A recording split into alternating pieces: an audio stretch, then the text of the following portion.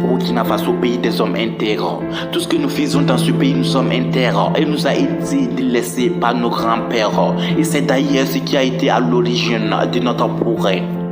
L'honnêteté, l'intégrité et l'amour de son prochain sont les principales valeurs qui nous ont délaissés. Mais ces valeurs se sont envolées avec le temps. S'il est vrai que l'on se ressemble, s'il est vrai que l'on doit tout faire ensemble, s'il est vrai que l'on doit donner le bon exemple, pourquoi ne pas le faire encore comme des gens issus du même sang? Et bien tout c'est par le hasard et par cette triste mélodie qui crée cette vide dans nos vies. Et bien je parle de cette triste mélodie qui nous rend avides et qui bloque notre vie. Cette triste mélodie qui fait que mon pays va mal aujourd'hui.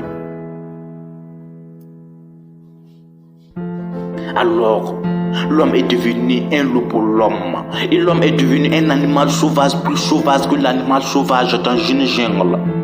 Et la rage de vaincre ce mal-là, celui-ci sacrifiage de mon peuple. Pourquoi tant de mal dans le cœur? Trop de mal que le mal se sent mal quand mon peuple a mal. Mais d'où provient ce mal? Point d'interrogation, point d'exclamation, point de suspension. Un mal que nul ne connaît la provenance.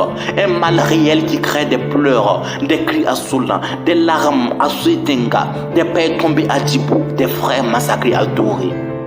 Et bien la tête tant d'écouter des chairs rappelle au secours à ses ancêtres.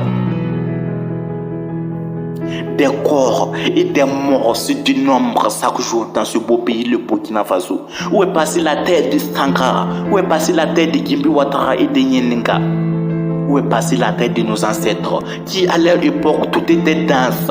Tout était danse comme la forêt danse. Et c'est pas du danse entraîné tout le monde dans sa danse.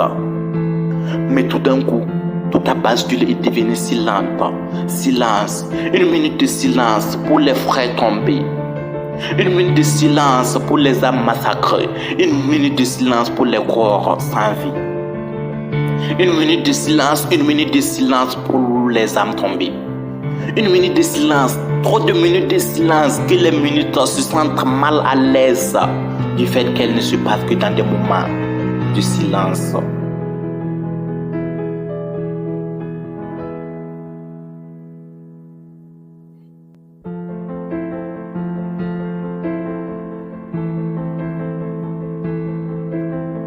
Eh bien, s'il a fallu une nuit à nos grands-pères pour se libérer, eh bien, je sais que ce n'est qu'une question de temps.